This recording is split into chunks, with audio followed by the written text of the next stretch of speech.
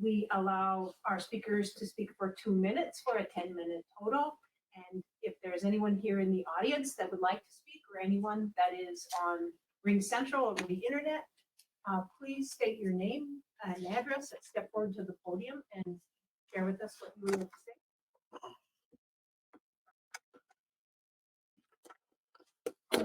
My name is John Campbell. I live at 472 West Broadway.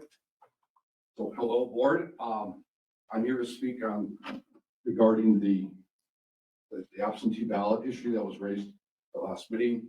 I won't be able to stay for the entire meeting. I have to get to work. I've served as a Democratic election judge for every general election since 2006, and I've had good working relations with the Republican judges. This includes working on the 2020 absentee ballot board. I was on the board when it met the first day. There were minimal problems. Yes, there's always room to update election procedures and doing so in accordance with state law. And yes, the issue of keeping track of absentee ballots is important. I don't think anyone denies this. What we don't need, however, are Trump Republican foot soldiers badgering the county staff in their offices or at the county board meeting as occurred on March 22nd. At that meeting, local Republicans, including Jerry Pappenfoots and Stephen Jacob, repeatedly questioned the integrity of Senator Sukala. Indeed, the overall impression that these men conveyed, without any evidence, I might add, is that local election officials engage in all sorts of vote counting corruption. Rather than provide any examples of voting fraud, Jacob just bullied Sukala. Of course, these Republicans are not interested in providing evidence of fraud or trying to protect the sanctity of voting. If they were truly interested in preventing such corruption, they would have used the March 22nd discussion as an opportunity to explicitly repudiate the Republican insurrection attempt on January 6, 2021. As we all know, trying to overthrow the constitutionally mandated tabulation of electoral votes on that day was probably the biggest act of vote counting corruption we have seen. Let us not forget that this Republican attack. Campbell, could you wrap her up? Oh, sorry. Okay. Thank you. So I would just like to add that I think what we really see here is not an interest in protecting the integrity of elections, but rather trying to create the impression that we have bad election procedures in the Winona County area. Thank you. Thank you. Is there anyone else in the audience or on Ring Central who would like to make a public comment? Please step forward, state your name and address. Don Evanson, Rolling Stone Township. For the record, I was in Washington, D.C. on January 6th. We were very proud to have been there for the peaceful rally. I speak for two issues on your quasi touching upon your agenda this morning, ballot boards and machines. I'm a member of the MN Election Integrity Solutions Committee. We have several subcommittees, one of which is looking at cybersecurity issues. One of the members of that committee has been making public presentations, and he includes a slide showing how members of that subcommittee, have been trying to access counting machines. And they've tried every county in the state. And my recollection of his slide and his report is that Winona County had the least cybersecurity of any county in the state, if not the least, one of the few in the bottom. So you may take a look at that issue here in the county before we have any more elections. Thank you. Thank you. Is there anyone else in the audience who would like to speak? Please step forward, state your name and address, and share your comments. Good morning. My name is Richard Dahl. I live at 1167 West Fifth Street here in Winona. I've served as an election judge for several of the past elections. I just want to say I have been really impressed with the adherence to the standards, equal representation by party, and I have complete confidence in our election procedures as they are. And I really regret the way in which confidence in our elections seems to be undermined by a large group of people, surprisingly, even though there is really no evidence, to my knowledge, to support it. Thank you. Is there anyone else here in the audience that would like to speak or on the internet?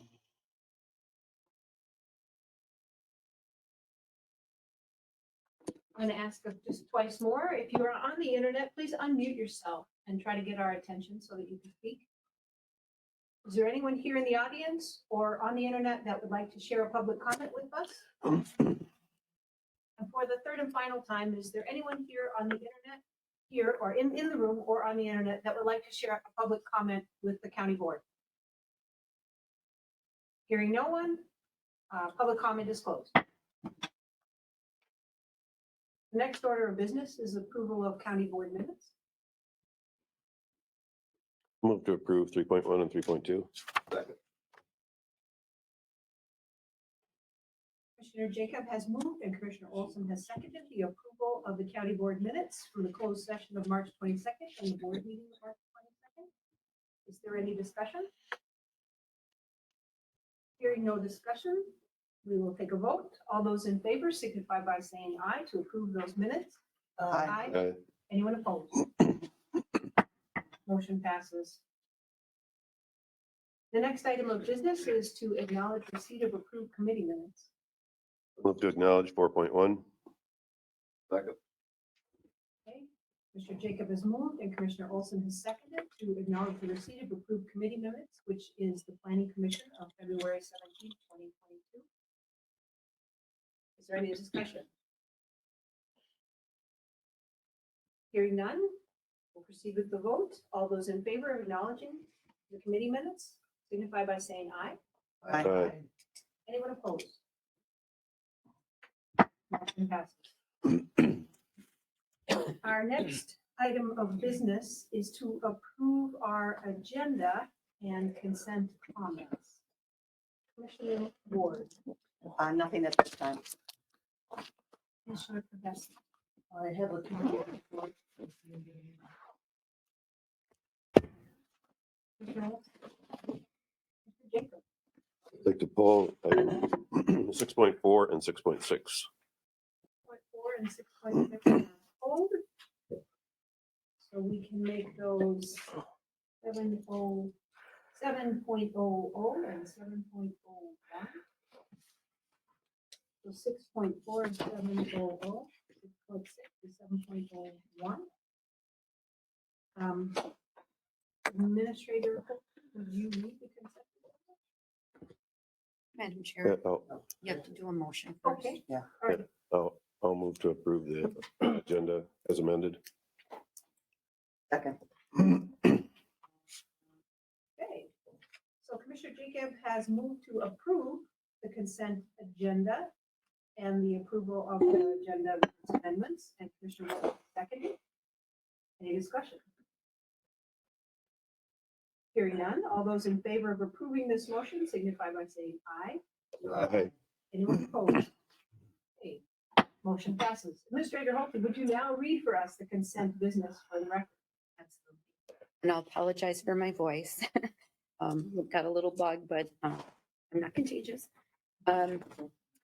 So 6.1, approve conditional use permit for Michael and Nicole Mattis and Novell Energy Solutions. 6.2, approve conditional use permit for Andrew and Cynthia Cronebush and Novell Energy Solutions. 6.3, approve recruitment timeline for county administrator vacancy. 6.5, approve resolution reestablishing district boundaries. 6.7, approve LG 220 gambling application for Epic Mill Incorporated. 6.8, approve temporary on-sale liquor license, the Storm Trail Race Series. 6.9, approve 2021 Emergency Management Performance Grant. 6.10, accept certificate of performance and authorize final payment for SP 085-60101 6.11, approve professional service agreement with Bolton and Mank for Casino 21 Gilmore Valley Road project. 6.12, award bid for project on CASA 34 and County Road 127 for City of St. Charles to Dunn Blacktop Company. 6.13, approved 2021 State of Minnesota Federal Boating Safety Supplemental Equipment Grant. 6.14, approved 2022 to 2024 Detention Center Interagency Service Agreement with Houston County. And 6.15, confirm payment of disbursement. I'll move to approve the consent business as read.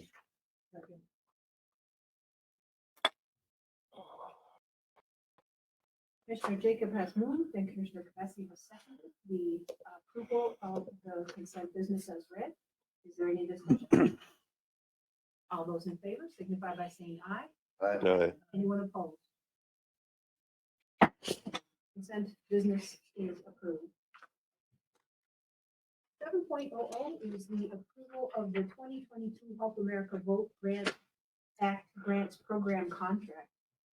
In order for discussion to begin, would anyone like to make a motion? Move that we open discussion on item 7.0.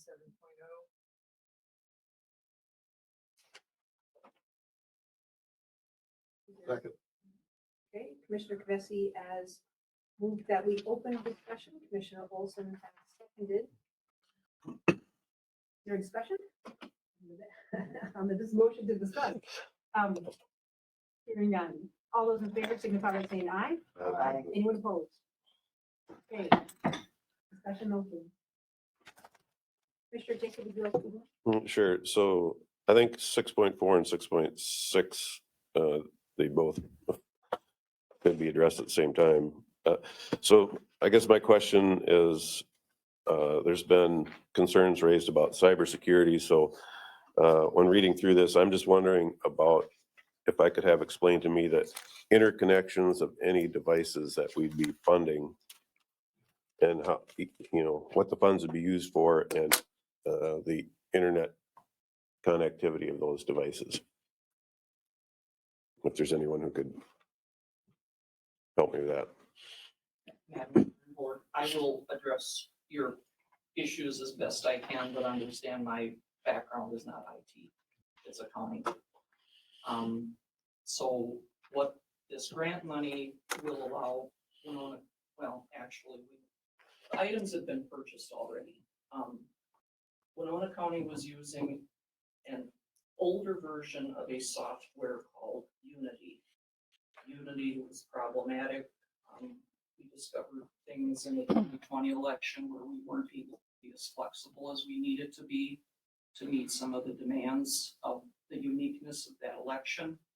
A pretty common complaint I received all the time was the fact that Winona County could not have all four of the Minnesota's major parties on the same side of the ballot, which caused voter confusion. So that is being addressed by this. One of the reasons I waited so long to upgrade to this new software was because it was going to require us to have a standalone computer, which was going to be more expensive for this county.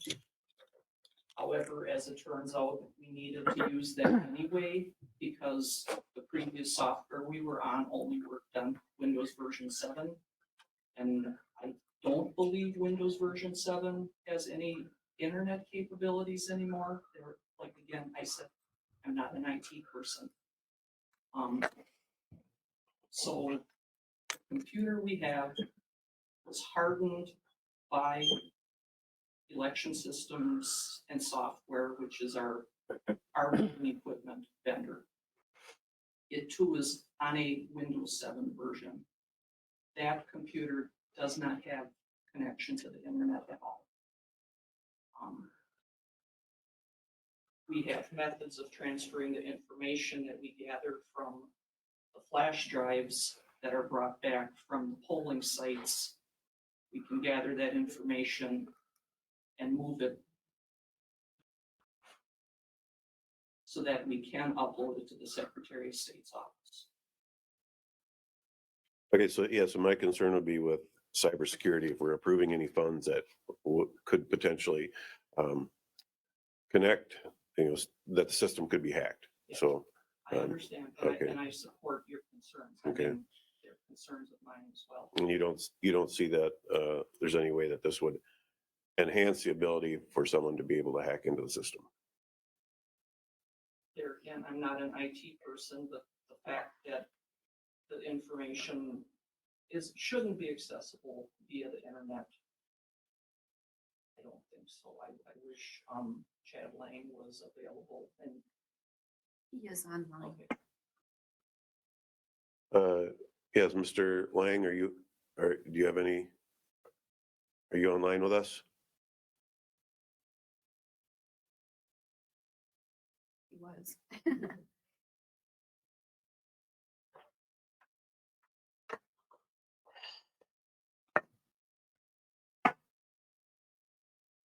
But you said we've already purchased this equipment, and so these funds that we're approving today are like to retroactively go back and pay for the equipment already Well, purchased? I had built the funding into the budget last year, knowing that this needed to be done. So yes, this would in a way just refund what had already been budgeted to cover the costs. Yeah, Chad, are you available to ask a question too? Yes, I am. I just jumped on. Hi, good morning. Okay, so my specific question is with respect to the equipment that we're budgeting here today. Is there, my concern is for cybersecurity. Mhm.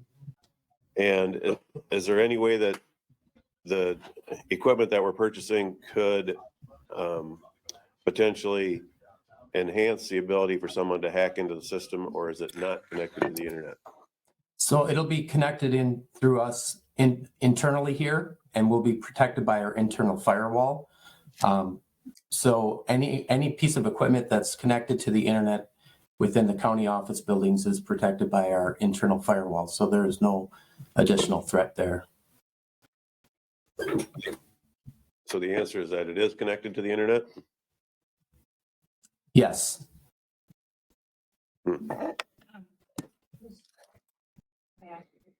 No, go ahead. Yeah, okay, so Mr. Gillette, so since Mr. Lang got on kind of at the last minute, so are you buying the equipment that you're buying for polling sites? No, No, it's for here and there there. has been no new equipment purchased for the polling sites. This is simply for our election night reporting. It is located in the auditor treasurer's office. Mr. Lang, Sandra told us that she thought it was hooked to a laptop that was standalone and wasn't connected to the internet. I could be wrong on that. I guess I just was brought into this conversation a couple of weeks ago when Sandra reached out to order this equipment. So I might have to have more of a conversation with Sandra and her team on that.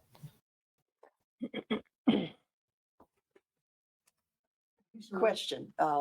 So we're buying something so we can do a 4-column ballot, but you just said at our polling places, so I vote out in a very rural, and so you mark the paper ballot and you put it in the, there's a name for it, the machine, and it reads it and it tells me if it accepts my ballot or not. So, but those machines aren't getting replaced? The machines have not been replaced. The software. There is an additional security measure taken at the polling sites.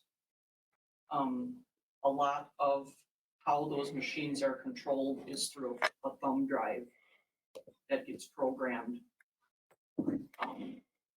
But actually, I'll back up. We did have to do an upgrade to the software in the machinery that was done in December. All the polling sites brought their machines here to the maintenance shop, and that was done by an ESMS technician. So the new ballot we see will have all 4 major parties from Minnesota on the front page or on a page. Correct. And then the upgrade then will count all 4 Well, versus the 2? or- they always did. If and I don't have But there's a sample ballot with me, but Mhm. take some time when you vote the next time, and look at the sides of the ballots. Those are what are called timing marks. Timing marks actually are kind of like a code Mhm. to the flash drive to tell it who's voting for what election you're in, whatnot. So no, even in the past when there were perhaps races on both sides of the ballot, at primary especially, Mhm. no, your votes were getting counted as long as you voted correctly, meaning you didn't overvote or undervote. Mhm. No, rest assured, your votes get counted. But I mean, I guess my question is, even in the very small rural, they've all been upgraded so that they'll all be receiving the same Yes, information. if anybody wants to stop by the office, I have sample ballots for all 49 precincts. Other than the candidate rotation, they look identical. Right, and then, so then the election judges out in, about the county bring in that flash drive. Yes. And I think the question is then that flash drive goes into something that the county controls, a Yes. major computer Yes, that tabulate it all up, correct. add it all up. Then that data is transmitted to the Secretary of State's office via the internet? Or, So there's the standalone computer where all the precinct flash drives are uploaded okay, sure. into this processing software. And then we actually have to save that information onto the C drive, download it back onto another removable flash drive or thumb drive, place it in another computer, and then upload it through the Secretary of State's secure server. And that's how the Secretary of State's office gets Winona County's information. Okay, and I think there is concern, and as the one speaker said, there's a large segment of our population that has concern. So whose care, control, and custody are these flash drives? Your office, or are election judges still in the process of seeing this all transpire? So on election night, as precincts bring their supplies back, their flash drives are kept separate. I mean, there's some crucial things that we have them bring up to the desk, they get checked in. Then we have a staff member usually take those flash drives, bring them back to the auditor treasurer's office, and that's where they remain. We typically don't allow anybody other than county staff back in the auditor treasurer's area on election night. All right, and that's all by protocol through the Secretary of State's handbook. It's more, I guess, just what I felt was best practice. Okay. Like I said, we have a pretty small area. Things get chaotic on election night. Sure. And we don't want these things going through multiple hands. Okay. Because, I mean, if you're missing a precinct, you can't close the election. Correct. Okay, thank you. Auditor Sussman. So having served as an election judge, my remembrance is that number one, the folks who were in any particular precinct always kind of kept a running total. And that would be just a piece of paper. That was usually checked because there's a tape that comes out of the voting machine at the end of the election, at the end of the night. So there's a tape, and that generally has to match the kind of the tabulation that folks have been making. And periodically we would go check the machine, like, oh, it's 57, and we would go see that that's what the machine also said. And so there is a tape, and there's not just a flash drive. There are actually a couple other methods of confirming that what is on that flash drive actually matches what was fed into it. Yes, correct. I mean, Minnesota is still a paper-based voting state. So we have, multiple methods of verification as well as an audit and what I call recovery. We still have that paper, we still have paper ballots. Anybody that has served as an election judge, you're well aware that at the end of the night, you can't have more ballots in the machine than you have people that signed the roster. I mean, we have multiple checks and balances. So yes, you're correct about the paper tape that comes out of the machine, and then that has to, all those results need to be moved over to the summary statement, and my staff as well as the people we have assisting us audit all of that as quickly and accurately as we can on election night.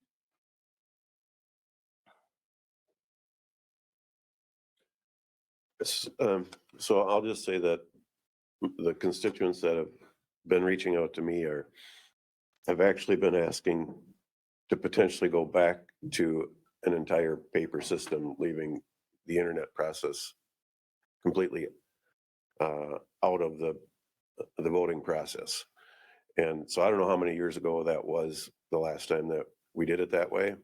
But to me, this moves more towards the direction of having more internet connectivity and less the direction of an old-fashioned paper ballot without the internet connectivity. So for that reason, I'm not going to support the motion. I think it's moving in the opposite direction that my constituency is asking me to move.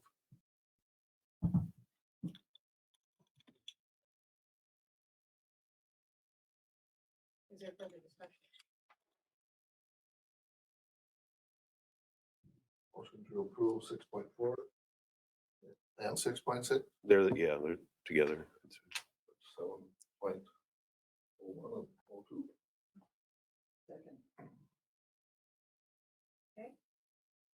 Commissioner, Just Mr. Ward. a comment. In the role that I serve at MCIT, one of the biggest issues that we are discussing every meeting is cybersecurity. And it's only getting more potential for problems. And it's how can you buy from a MCIT being an insurer, how do you provide coverage for counties and municipalities and everything to protect from cybersecurity? And it's a big unknown. But there is a lot of concern. In fact, I think over the weekend I read an article, cybersecurity is attacking the school systems. And the school systems, because it's disrupting all the distant learning that was going on and how it's put people at risk for their children's education. But financially, it's a huge, cybersecurity is a huge thing. And again, we all know elections are a big thing too in the world. And cybersecurity is just, there's a lot of bad people out there wanting to do harm and damage and cause chaos. So we're well aware of it. I hope the state of Minnesota has some really good IT people and working on this, but it's the best of the best can be foiled by the hackers, which is unfortunate. It's part of our society right now.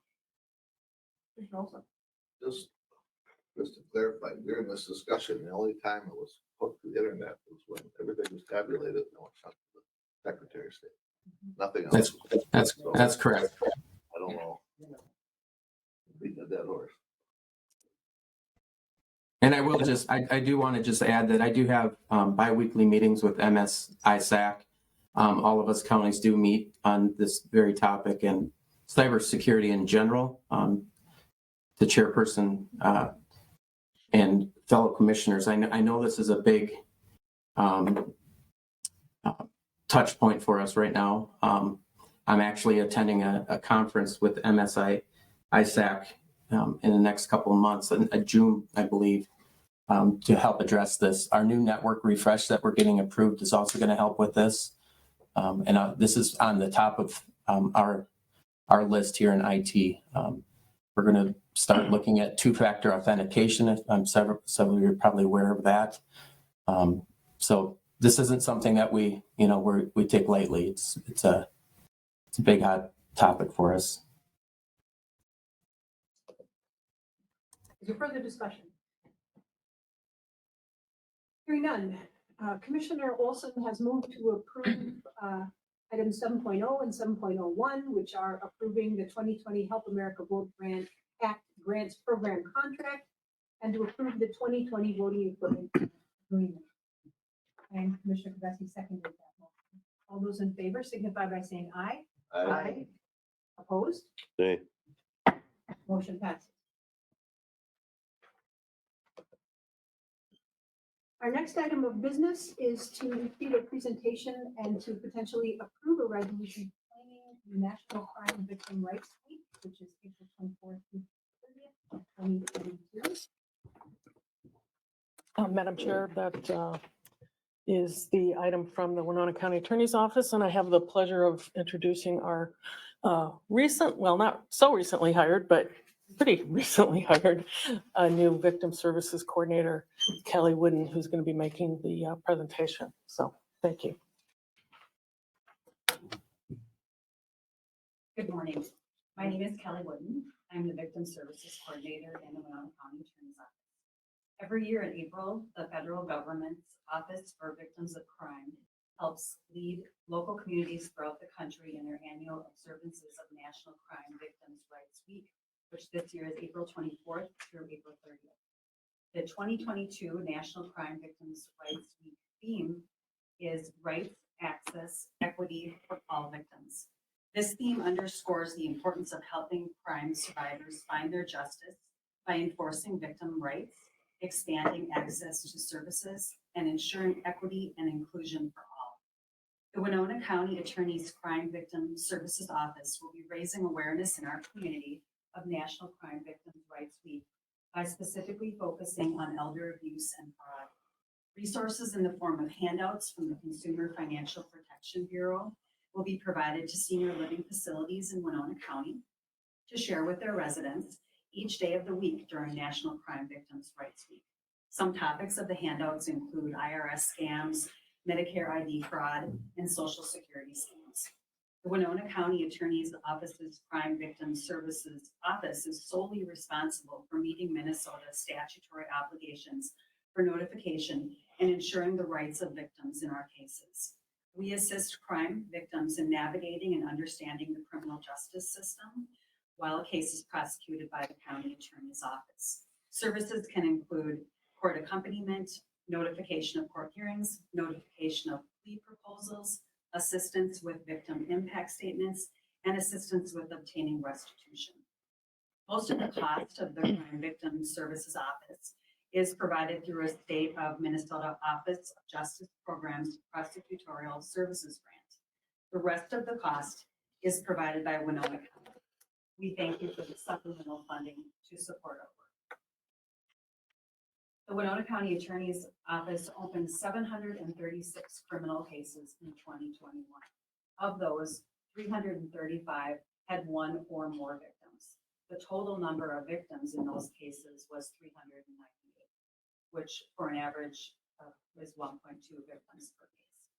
251 of the victim cases were person crimes, which means things like assault, protective order violations, threats of violence. 109 of those were domestic violence related. That includes domestic assault, order for protection violations, and DANCO violations. 37 were criminal sexual conduct cases, and there were 102 property financial cases. 40 cases involved multiple victims. 14 cases involved multiple offense types. During 2021, Winona County Victim Services assisted with 28 applications for financial assistance from the Crime Victims Reparations Board, provided information about the criminal justice system process and hearings more than 2,000 times, provided assistance with victim impact statements 43 times, provided assistance with restitution requests 52 times, and accompanied victims to court proceedings to provide support more than 25 times. The Winona County Attorney's Crime Victim Services Office is dedicated to assisting victims and survivors in the aftermath of crime. We ask that the Winona County Board of Commissioners reaffirm Winona County's commitment to creating a victim service and criminal justice response that assists all victims of crime by proclaiming April 24th through April 30th of 2022 National Crime Victims' Rights Week. Thank you.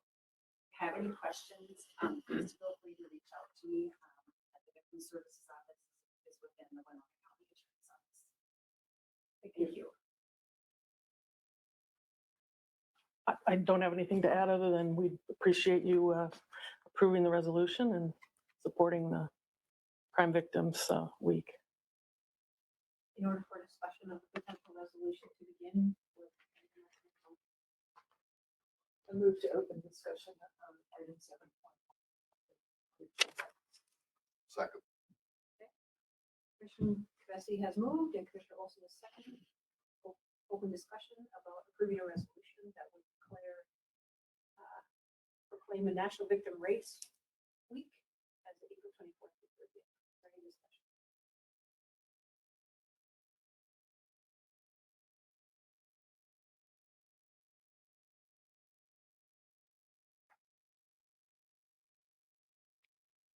You can call for a vote.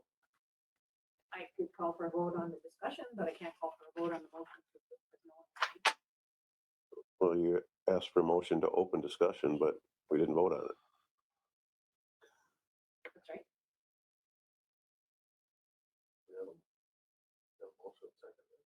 That was to have discussion. Oh. That was not to approve the resolution. No, No, but we.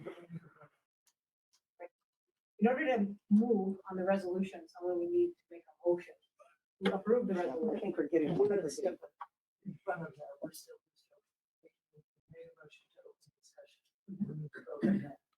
Oh, okay. All right. So, all those in favor of opening discussion on the topic signify by saying aye. Aye. Anyone opposed? Okay. Okay, I'll make a motion that we approve the resolution.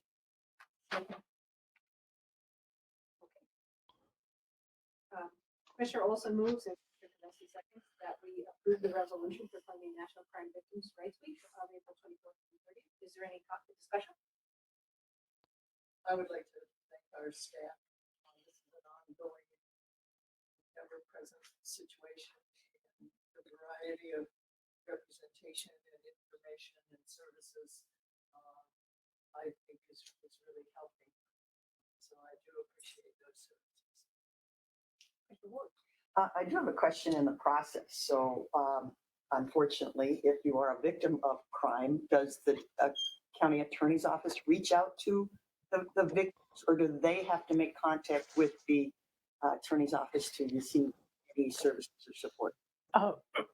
We have a very detailed, I shouldn't say detailed, but very organized protocol that we follow. And with any case that involves a victim, we first mark that case when it's first opened at our office, and then we send a letter to the victim. It automatically goes out explaining, the services that we provide through our crime victims office, and then they have an opportunity, if they want, to contact us, work with us. But then we continue to send letters to them, and also opportunities for them to submit victim impact statements, and to work with Kelly in the crime victims office. So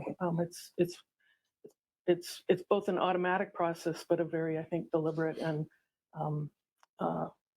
we go above and beyond our statutory obligations. Okay, all right, thank you. Mhm. I don't know that we have the authority here. It says that the Winona County Board of Commissioners do hereby proclaim the week of April 24th through 30th as National Crime Victims' Rights Week. I think we can proclaim it for Winona County, but I don't think we have the authority to proclaim it nationwide. So I don't think that language seems correct. But we actually, Commissioner Jacob, received a lot of this template from the National Crime Victims, so that's their template. But I get your point. I think in the past, the board has declared that you are celebrating and honoring the National Crime Victims Week within Winona County. Yeah, the rest of the resolution speaks very directly about the Winona County services through our office.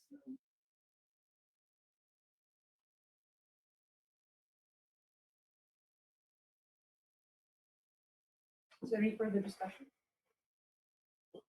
None? Pardon me. Commissioner Olson has moved to approve the resolution. Commissioner Kaminsky has seconded. All those in favor, signify by saying aye. Aye. Right? Anyone opposed? The motion passes. Thank you very much. The next order of business would be to receive a monthly finance and budget update for February 2022.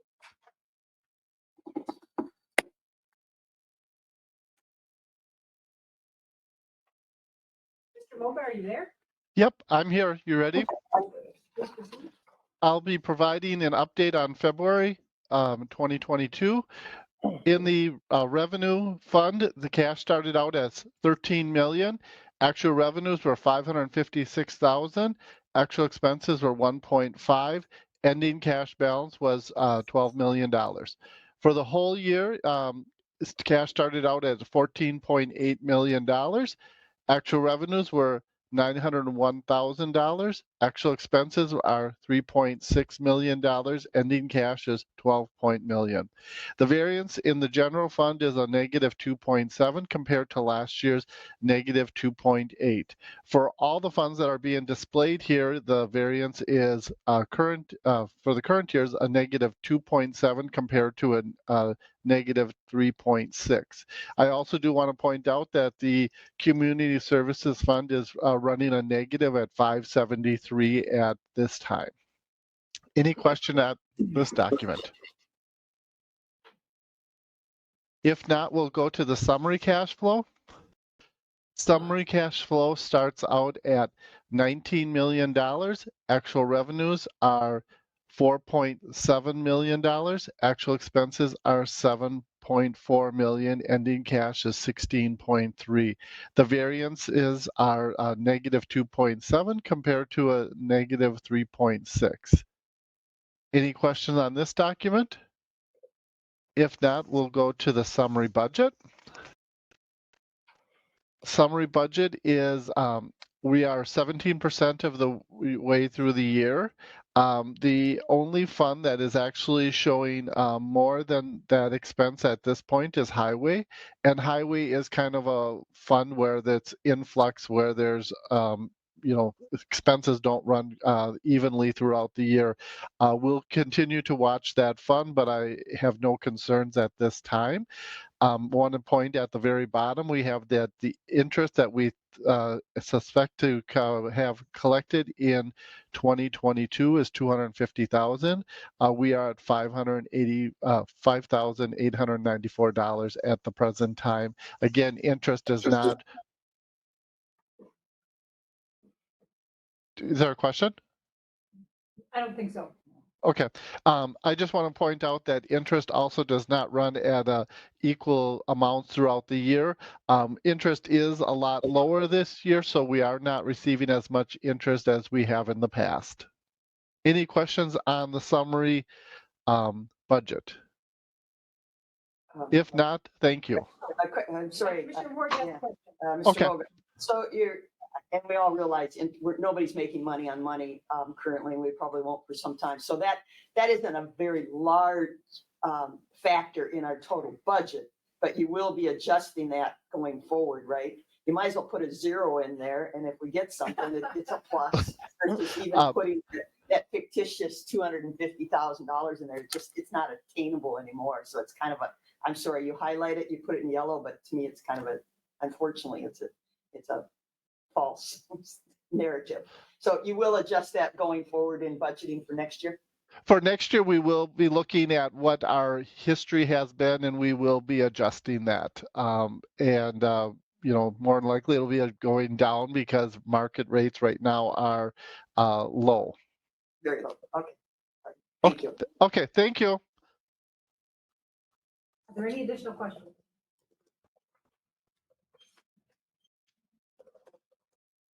None. Our next agenda item is to approve or deny a temporary bypass for state aid highway 7 bridge replacement. In order for discussion to begin, would anyone like to make a Motion to open discussion on item 7.3. Second. Okay, Commissioner Olson has moved, Bessie has seconded. Go ahead and open discussion on item 7.3. Any discussion? Discussion on the discussion. Oh, no, well, and again, unfortunately, we will get into that in item 7.7, and I find it very problematic, but yes, let's have the discussion. Okay, so all those in favor signify by saying aye. Aye. Opposed? Okay, discussion's over.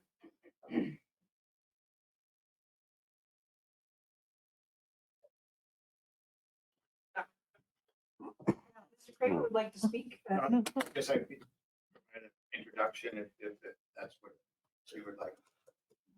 So the project is to replace a bridge on our County Road 7 in the unincorporated village of Pickwick, right adjacent to the Pickwick Mill. Project has been awarded. It's planned, the contractor's planning to start around mid-July and would be complete mid-October, which is our required completion date. As currently contracted, the project does not include a temporary bypass, so the road would be closed through traffic during the construction. That is consistent with the county policy, which I included in your board packet. Generally, a bypass would be roughly 10 to 20% of the total bridge project. In the past 10 years, we've done 10 bridge projects that I listed in the board agenda, not included a bypass. In some of those, there were some pretty strong concerns by emergency services and farmers that had property on both sides of the bridges, those types of things. And I guess the thought process is that a temporary bridge is very expensive for the time frame that it's available, and in balancing all things, the staff recommendation to not put in temporary bypasses where there is a viable detour, even if that might not be convenient. So there's been a lot of requests and been very persistent by representatives of Pickwick Fire and Rescue and others. And so my sense was that just saying, well, we're following the policy would not be the end of the discussion. So we've had a series of meetings, including site meetings, and we've developed some bypass alternatives for your consideration. The bypass would be directly on the southeast side of the bridge. It would require temporary easements from 3 property owners and also an amendment, basically DNR public waters permit approval, an amendment to the public waters permit. We have touched base with all of those parties, and no one has indicated at this point that there would, that they would throw up a roadblock to this. If you did decide to proceed with the bypass, we would need to go ahead and get the permission from those 3 owners, along with getting permission from the DNR. So that based on discussions, we've developed 2 alternatives. One is what I would call a full vehicle bypass that would have a 1-lane bridge, which would be 14 clear between the railings. 1 lane being just to reduce the cost of the bypass, and that would be suitable for the traffic. However, just with the geometry there, with the topography, the geometry is tight, so we would prohibit semis and trailers and oversized vehicles from using that. The other alternative, it would be an ATV bypass. Pickwick Fire and Rescue has an ATV with a little trailer that goes behind that they can use for rescue. And so what would be proposed for the ATV bypass would be 5 foot clear between the railings for Pickwick's ATV and other similar sized ATVs. However, if we make that big enough to fit the side-by-side UTVs, some of those are actually wider than smaller cars.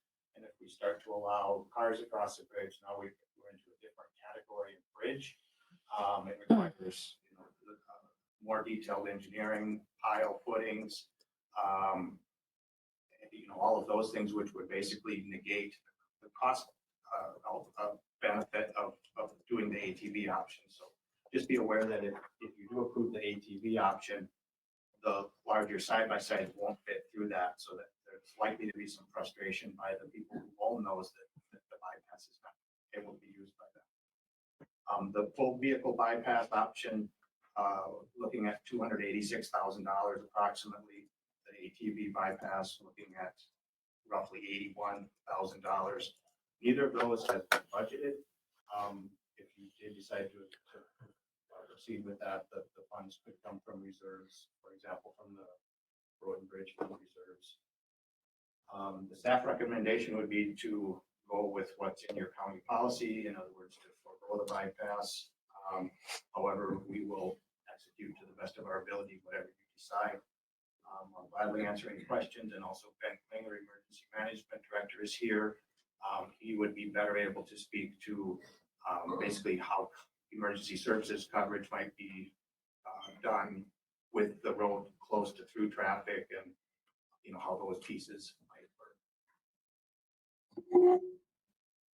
Commissioner, I think prior to the engineer Kramer speaking, both Commissioner Jacob and Commissioner Ward wanted to speak, so you would be third, Commissioner Olson. So Commissioner Jacob. Sure.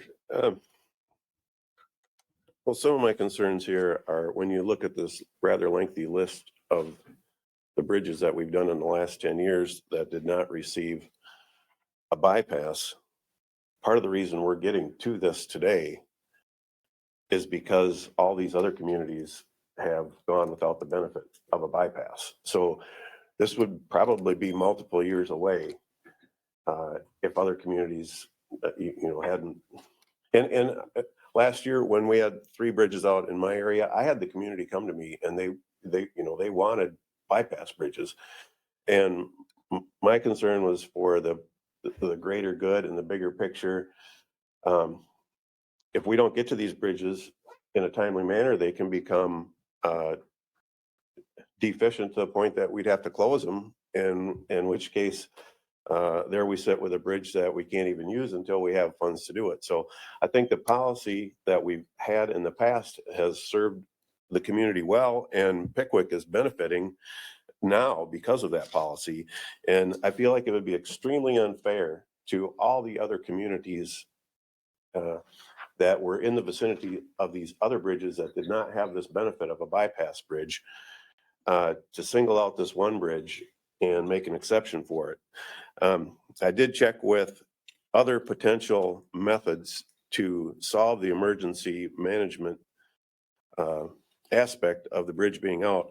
And I came up with that there's these other entities are also able to serve that area. We've got Nodine, Ridgeway, Wilson, Winona, La Crosse, air ambulance, sheriffs with trained staff in CPR and AED equipment.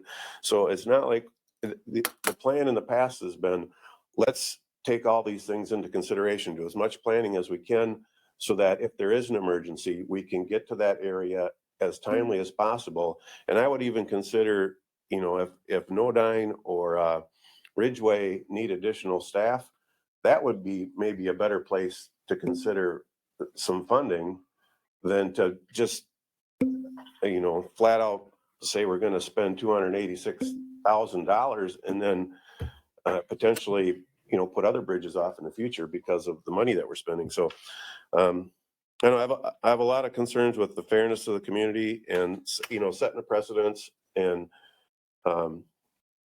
what that says to different areas in the county. So,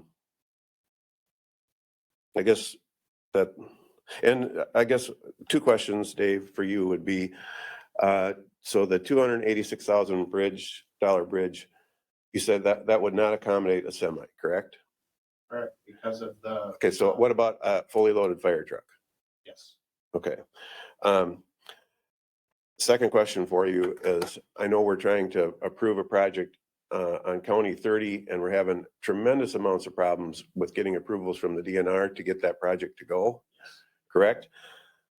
I mean, I can hardly imagine that the DNR, given the time frame that we've been working on this other multiple years trying to get this other project to go, how they're going to say in 30 days, here's your approval. I mean, that doesn't sound like the DNR that I've been accustomed to working with.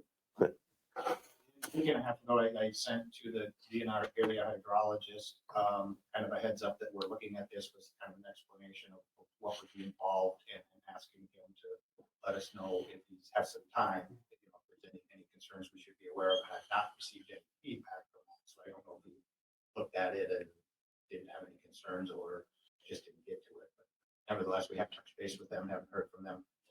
Generally, our public waters permits for bridge replacements flow much better than the County 30 project that you're talking about, which is it's kind of a different beast. Okay. Great. That's good. Thank you. Okay, Commissioner Ward is next, and then we'll be Olson, and then we'll be connected. Thank you. To be perfectly upfront and clear, of course, this is a territory that I represent. I am a card-carrying member of the Pickwick Mill Association. And one of the most recent meetings we had was the annual meeting of the mill. And the reflections of the community is not, the people aren't so concerned with, normal traffic, although it will cause hardships and people have to drive further and the price of gas is mentioned and everything. But that's something that they can tolerate, as with all our road projects. We do detours and add miles to people driving. But it's this whole emergency management, fire response, and having unique geography that the fire station is on the, I call it the downhill side. It's closer to 61. And actually probably, and I know Adam Zimmerman is here. He could probably explain it better than I, but it's kind of the smaller part of the service area. The uphill side is where more residents are, and the service area that butts up to the other responding agencies. And just as a reflection, and I do appreciate Commissioner Jacobs' idea of maybe we hire more staff. That's a big issue on all of rural Minnesota and the nation of funding emergency and fire response to rural community. But the whole idea that not them being able to serve their area. And in a neighboring community, Ridgeway, within the last couple weeks, there was a house fire directly across from the Ridgeway fire station. The call went in that there was a fire. I don't know all the details, but unfortunately nobody was able to respond from Ridgeway. They had to call in Wilson, and it was a matter of 20 plus minutes before Wilson could get there. And if anybody's been to a small old house fire, 20 minutes, you basically then stand there and watch it burn and control the burn so it doesn't spread anyplace else. So that house was destroyed. And here you can see the fire trucks from your front window, and they're not there to help you. And that's a big problem that's happening. It's not a joke, but it is. Don't have an emergency during the week, during the work week day, because nobody's going to be there to come save you or give you, medical, because it's just everybody is not at home anymore or in the community. They're off working someplace else. So it is very difficult. And I did look up because I know the responders and the people who are volunteers in all these organizations take somewhat of an oath, and it's, to conserve life, alleviate suffering, promote health, do no harm, encourage the quality of care, and equal availability of emergency care. And by not putting in some type of bypass bridge, we're taking away that ability to offer emergency care. So I would advocate that we do a full vehicle bypass. Yet it is a lot of money, but yet the whole project is a lot of money. It's about 10-12% of what the whole bridge will cost. I think we approved the bridge at over $2 million. So 286,000 is, do the math. It's small.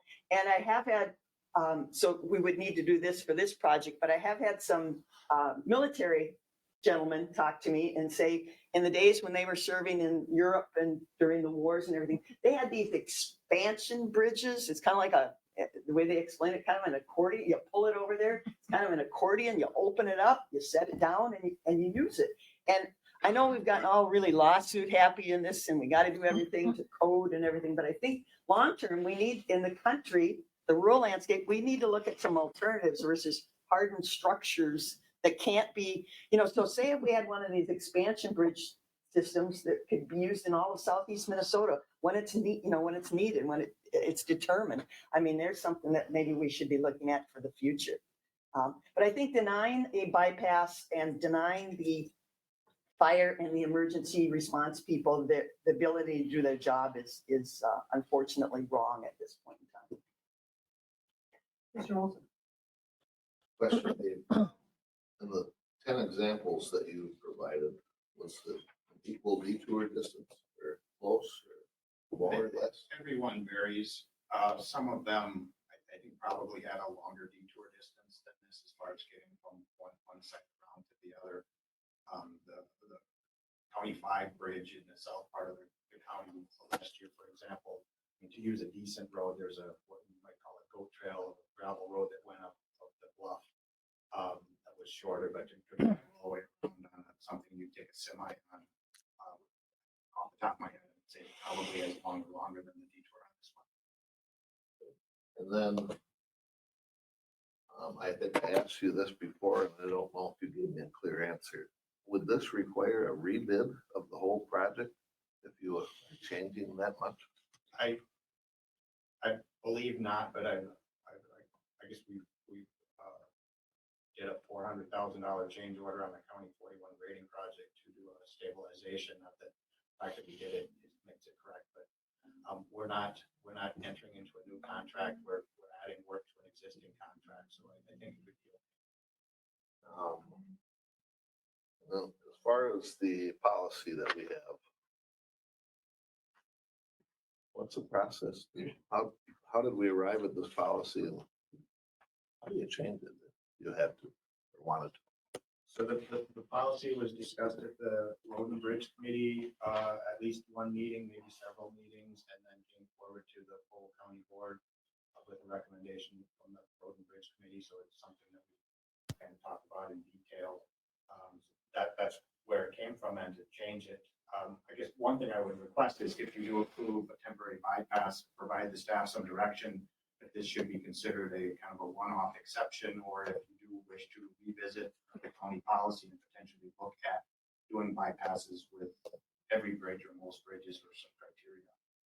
But to change a policy, I guess if you wanted to look at that, my suggestion would be to take that back to the Road and Bridge Committee for a bit more detailed discussion and with a recommendation back to the board, but certainly the board could take it up as a whole also. Certainly have gotten a lot of calls. Matter of fact, I think I ran into your parents in Houston County the other day. Adams.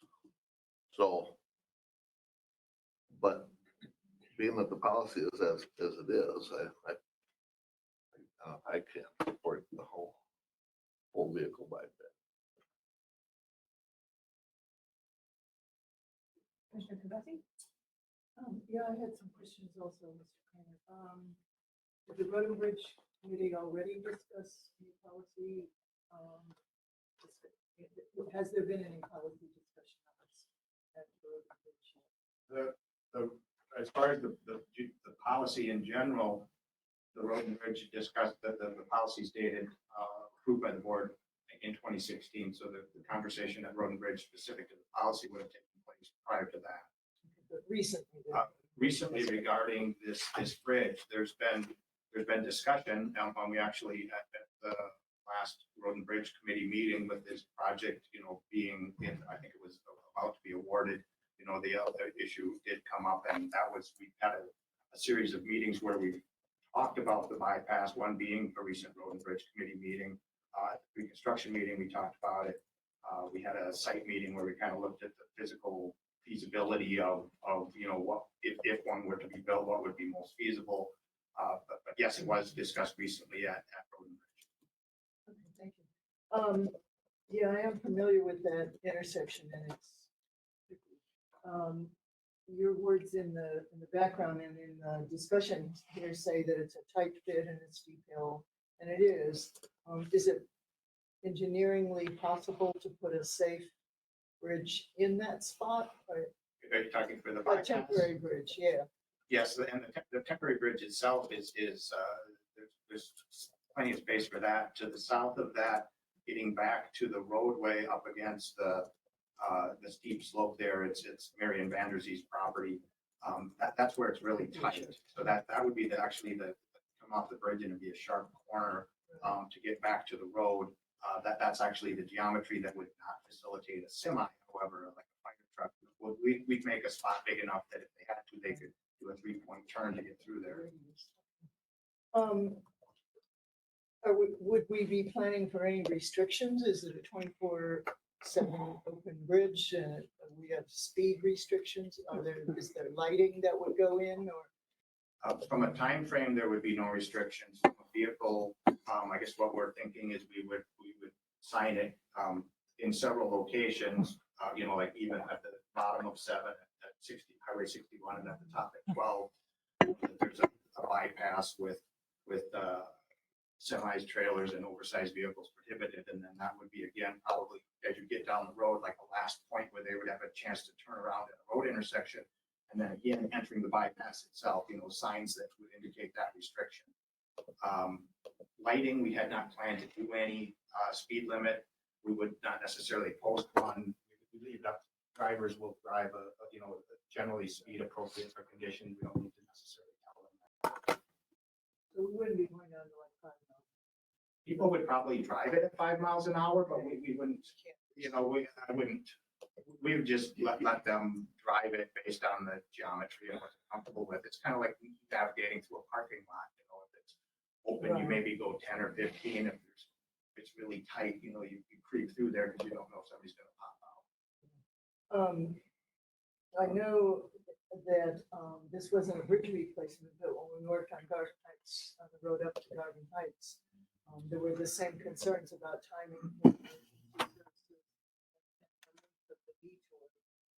And we have no other option for that. We could keep on, Right. So luckily we got through that. And that followed county policy, I'm sure, although it wasn't a bridge replacement. It was culverts. But at this time, I don't think I can support the full bridge replacement or the full bypass, the 286,000 option. But thank you for your information. Commissioner Jacob.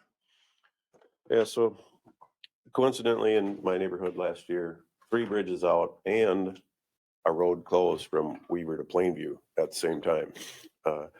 So we had 4 closures in the area, and I was impressed with talking to different township boards and city councils, the amount of collaborative efforts that goes in from Plainview to St. Charles to Altura, any emergency services in the area work together, who can get to which area the quickest. And I mean, that's really what we need to focus on, because we're going to have road closures for whatever reasons. I mean, there can be a flood and a road can get taken out. The emergency responders, that's what they do, is they figure out how to get to these places in a timely fashion. But I did ask Dave specifically for how many minutes it would take to get to the other side of the Pickwick Bridge from the nearest other emergency locations. And it was 11 minutes from Ridgeway and 12 minutes from Nodine. And that's not out of line with some of our areas that are completely open. I mean, where I live is pretty remote, and it takes Altura 13 minutes to get to me when all the roads are open. So Plainview can get there a little bit quicker, but we're not leaving this community unserved.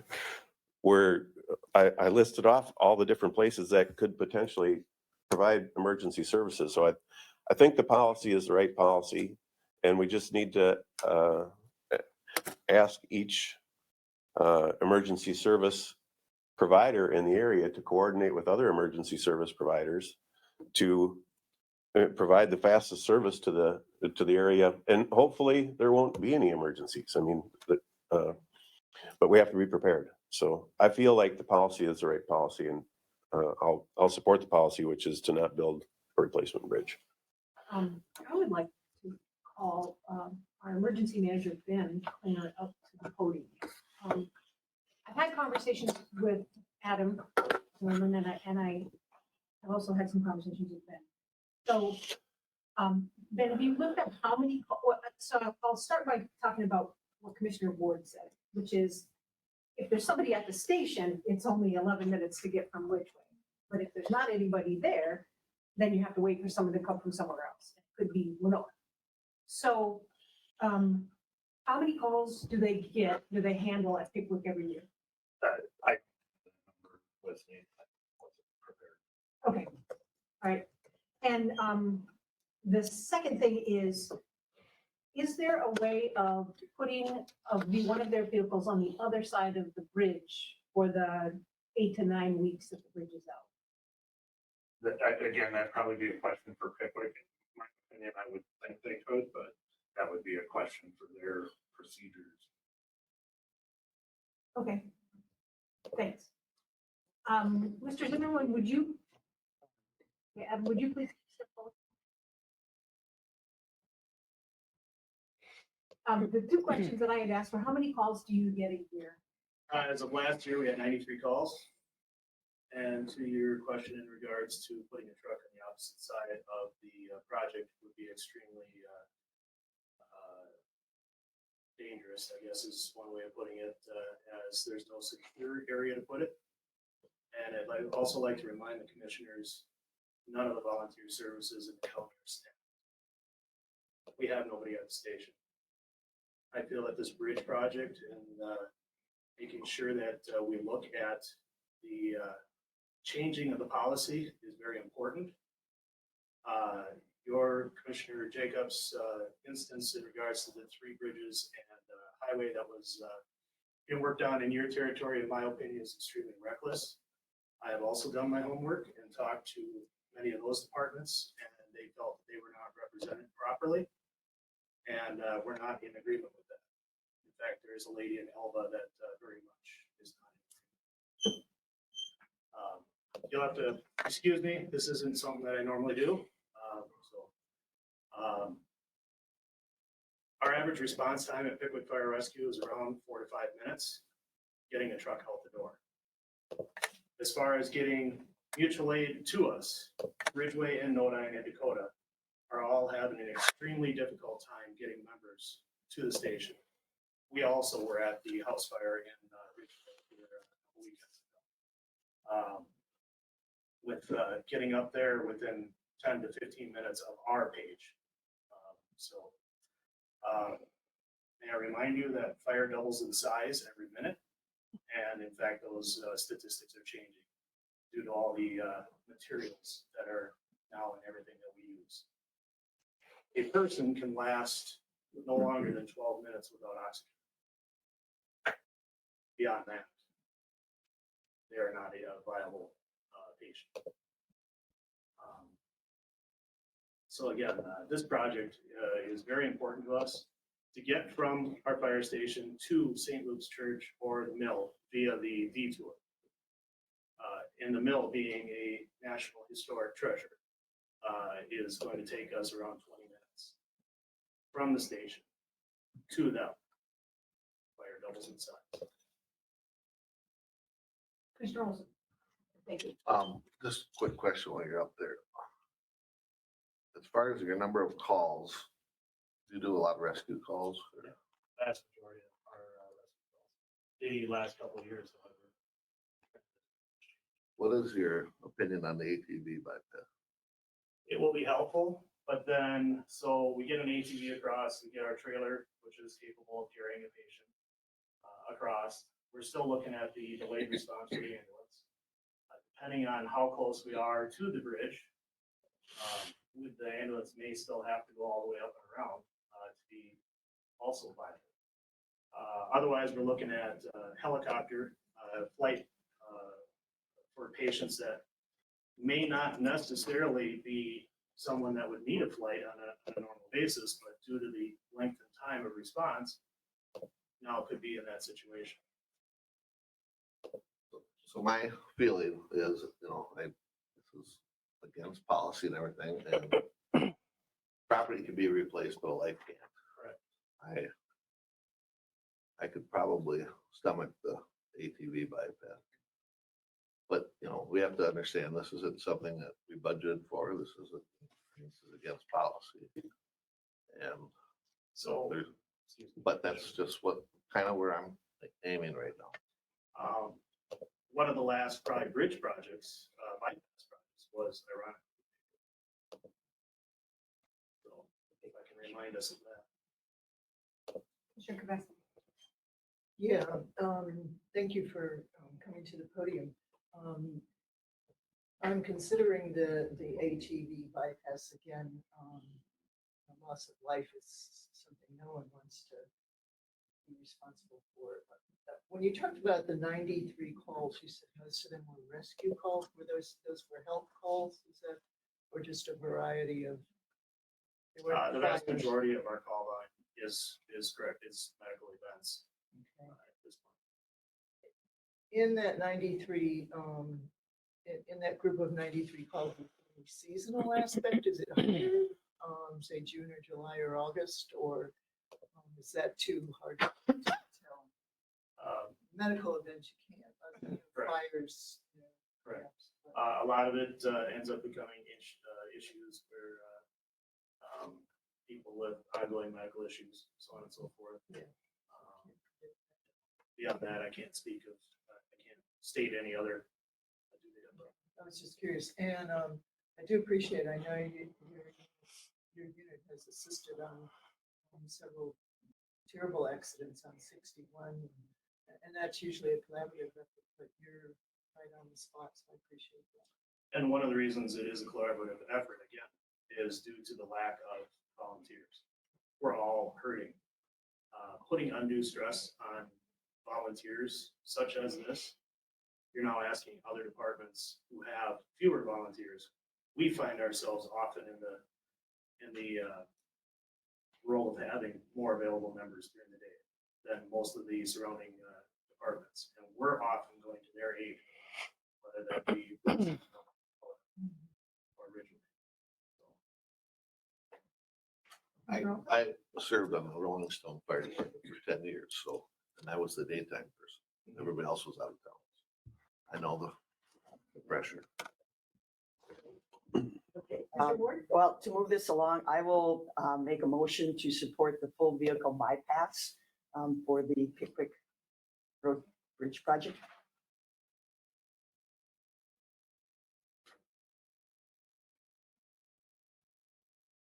Okay, Commissioner Ward has moved that to support the full vehicle bypass.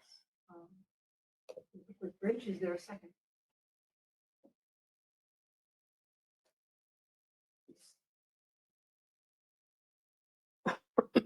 I will second that. Take a discussion. Okay, so Commissioner Ward has moved and I have seconded to approve a temporary bypass with the full bridge replacement for county and highways. Discussion? Hearing none, we'll go ahead and take a vote. All those in favor signify by saying aye. Aye. Aye. Those opposed? Nay. Motion passed.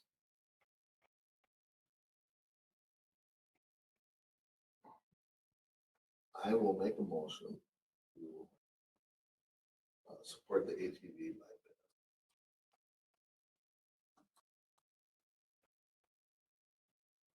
Is there a second? I'll second it for discussion.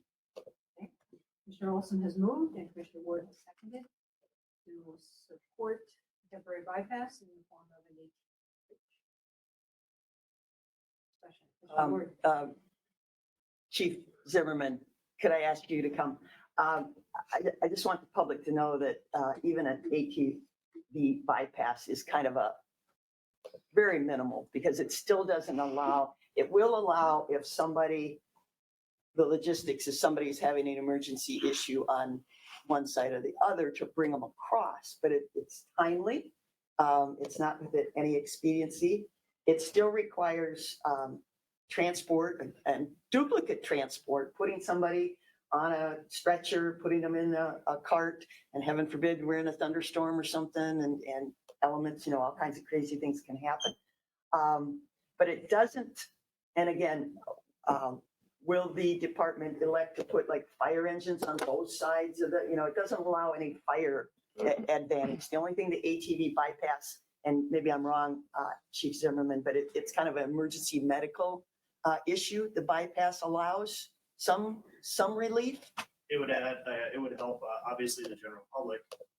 They could park down below for making their commute and commute to their vehicles via personal ATV. For us, yeah, we have no fire suppression other than for grass fire suppression on the ATV itself. And then pulling the trailer, which is made for that purpose, but you've probably seen it at county fair when we assist up there. But that's pretty much it. So the ambulance would have to wait on one side. We would have to go up with our medical equipment, initiate our initial assessments, probably send the ATV back the ambulance personnel unless you go all the way up. So go all the way up and around, we're talking since our ambulance is coming from Winona, be up through the construction, up Pleasant Valley, County Road 12, County Road 7, back into the valley. You're looking at a significant. But do you feel it would be a benefit? Yes, I mean, if those are our options, I initiated that question, and yes, I do feel that it will be of some benefit. All right, thank you. Any further?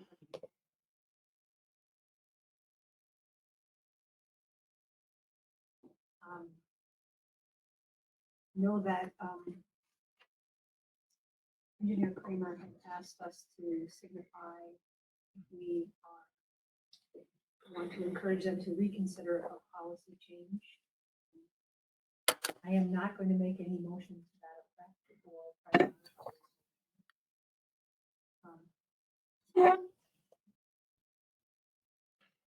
Mr. Jason. Well, I would at least speak to that as long as we're open for discussion right now. I feel the policy that we have, that we're administering is the correct policy in the bigger picture in the long run. And are there potentially people who were disgruntled with me last year because we had multiple funds became available when they became available? And I've learned that you have to take advantage of that funding when it's available from the federal government or whichever government it's available. So those projects needed to be done when they needed to be done.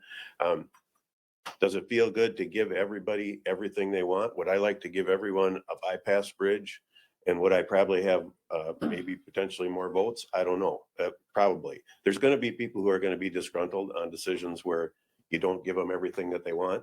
But in the bigger picture, in the long run, spending $280,000 for to avoid other emergency services having to work together for 3 months to cover that area, thank God we've got the money to do the bridge that we're going to do this summer to get that done. That's the important piece, and getting to more of those is critical too. So I feel the policy is correct. I think as a compromise, I'll support Commissioner Olson's ATV bypass bridge at this point. So it'll give the community the ability to connect from one side to the other, but I don't favor changing our policy. Any further discussion? If not, Yeah. oh, yeah, I'm sorry. Yeah, Yeah, I'd like to also, it hasn't been spoken, but, the option that if this is a one-off exception, we would then not have to involve changing the policy. I'm assuming that's.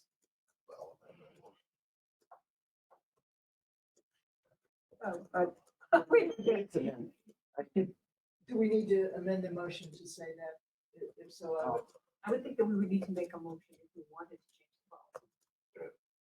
okay. That's what I was going to say. I think if we just pass this motion, we're not saying that we're changing anything with our existing policy. However, it's on the record for the engineer.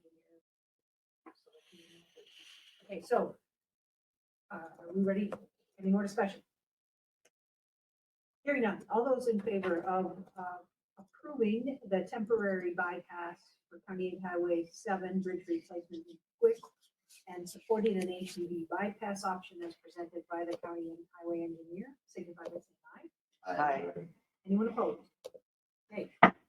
Motion.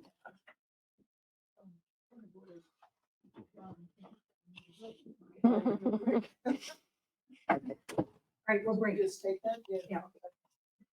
I'll check and see if we had them. I'll check and see if we had them. To go in recess requires a motion and a second. It is not debatable and it takes. I had to go with that. That wasn't debatable. We duly noted that we violated procedure. Yeah, that's right. That's all right.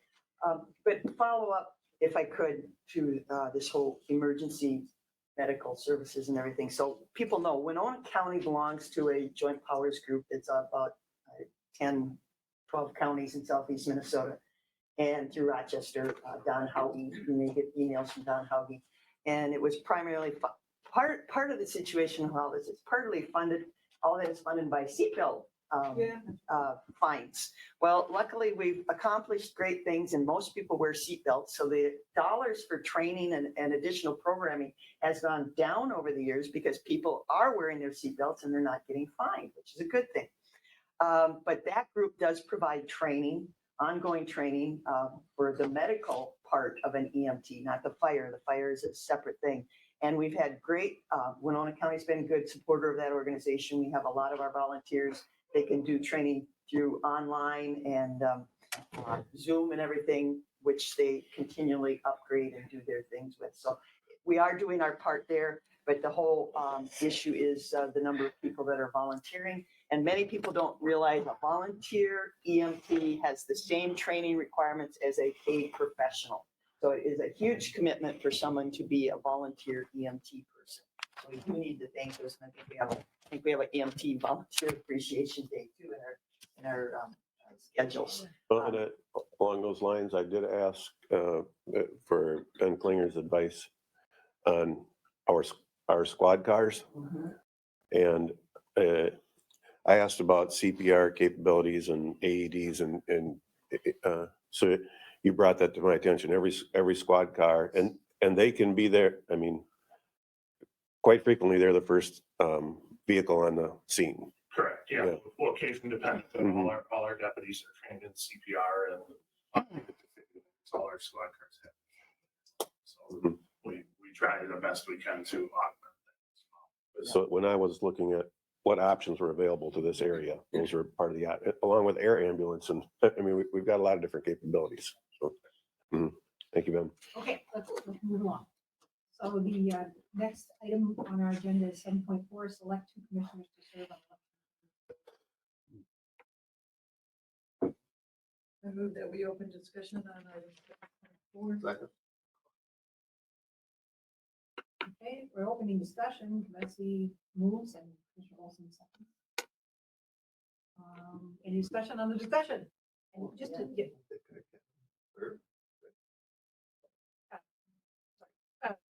just for point of clarification, you could have just moved that you wanted to elect 2 commissioners instead of me. Wait, but Commissioner Ward. Well, it says 2 members of the county board selected by board. We're not. Members. Yeah. We're not to the issue yet. Oh, we're not to the issue yet. Okay. So heaven forbid. All those in favor of opening discussion? Aye. Anyone opposed? Go for it, Commissioner Ward. Okay, it says includes 2 members of the county board selected by the board from its members who are not candidates at the election. So I'm not available because I am. Okay. And so we don't have 2 county board members. It just, Yes, Commissioner Jacob and. no, Commissioner Jacob is running for. Oh, So we don't have 2. Can they be any county staff? Oh, Ms. Dukla has yeah. it. Here we go. So Unusual thank you. circumstance. We have a unique situation this year. We do have a special election on May 24th to replace the late Representative Hagedorn. So actually for our first canvass, which is happening on Wednesday, May 25th, all 5 of you are eligible. Okay. We will be talking about this again as we move closer to the August primary, because then, yes, you are correct. Could be only 1 person is eligible to serve on that board, but for this particular board, all 5 of you are eligible.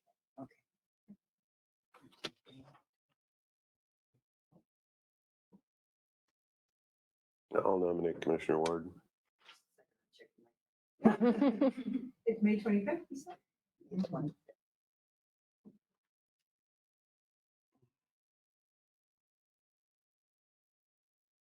I'll second that. Olson I'll do the volunteer? second one. Oh, okay. Okay, so Commissioner Jacob has moved that we appoint Commissioner Ward. Commissioner Olson.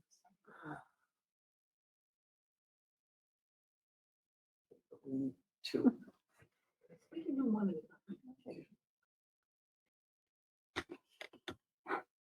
Commissioner Ward, you're checking your schedule? Well, it's a very important day. I have a granddaughter's birthday, but I can Oh, that's always important. schedule in time. Family always comes first. Yes. Is it further discussion? Hearing nothing, all those in favor of appointing Commissioner Ward as moved by Commissioner Jacob and seconded by Commissioner Wilson. And this is Signify by saying aye. clarifying, this is for the May 25th. Okay, yes, okay. All those in favor signify by saying aye. Aye. Anyone opposed? Okay, we have one member.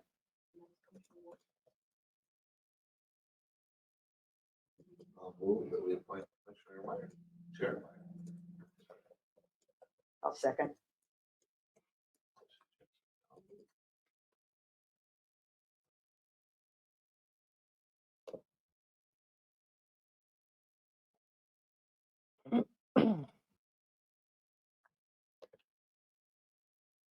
What time of day? It's scheduled for 3:30 PM.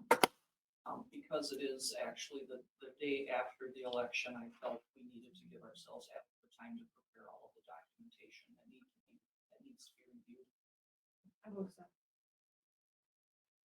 Discussion? All those in favor of appointing Commissioner Meyer as the second member of the special election canvas board, signify by saying aye. Aye. Anyone opposed? Thank you. Board.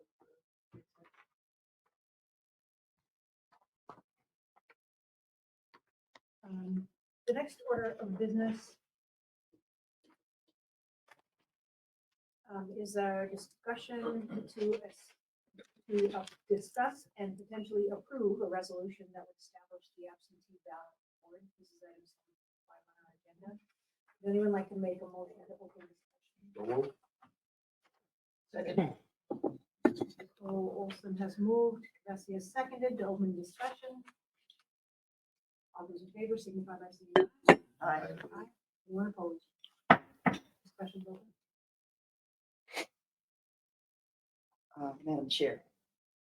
Commissioner Ward.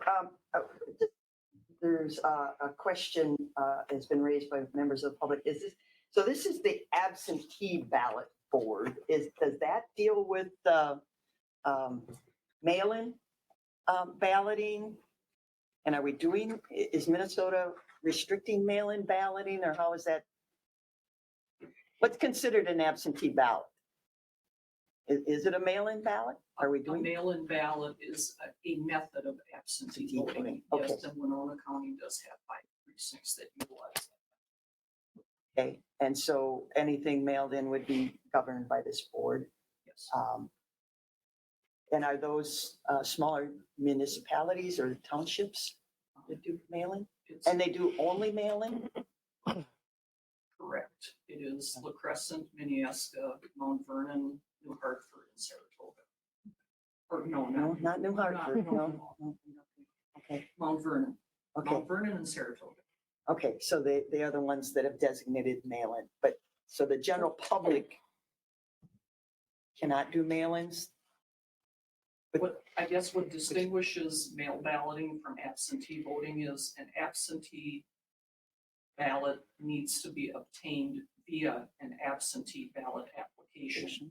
A mail ballot voter, their board went through the proper channels to move that precinct from a in-place polling site to have the auditor treasurer's office administer their voting for them. So as long as you are a registered voter that does not have a challenge on your record, you will automatically get a ballot mailed to you. All right. But the state of Minnesota is not doing, at this current time, mail-in ballots. It depends on each, I would just guess that probably each county in Minnesota does have a mail ballot precinct. Okay, but not a general. No, not a general. You have to go through a process to Statewide. establish, that you are a mail-in ballot precinct. That is correct. Okay, all right, thank you.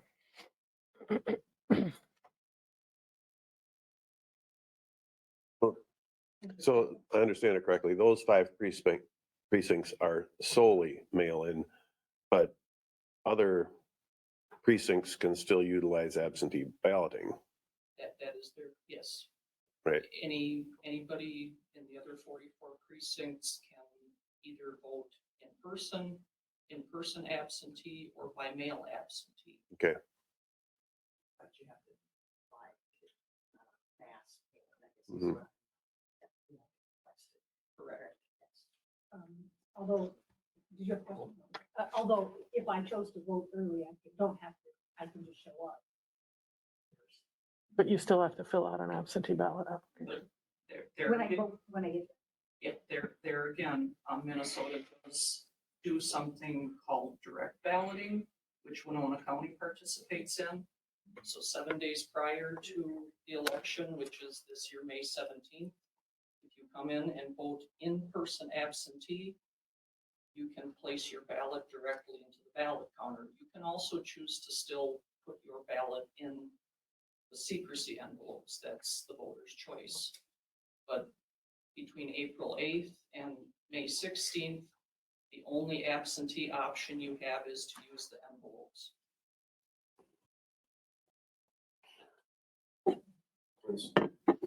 So one very specific question that arose was, so with those envelopes, when they're counted, election judges will be present when the envelopes are opened? That is, I outlined that in Mhm. the chain of command Yeah. document that I provided. Yeah, and thank you for doing this. I know it feels like an attack, but I think come time to go through the process, it's gonna reduce the amount of ammunition that people will have against the process. You laid it out. I appreciate that it's laid out. I feel bad that it had to be such a lengthy discussion at the last meeting, but the community wanted this and it's brought forward, and I'm much more comfortable now than what I was at our last meeting. So.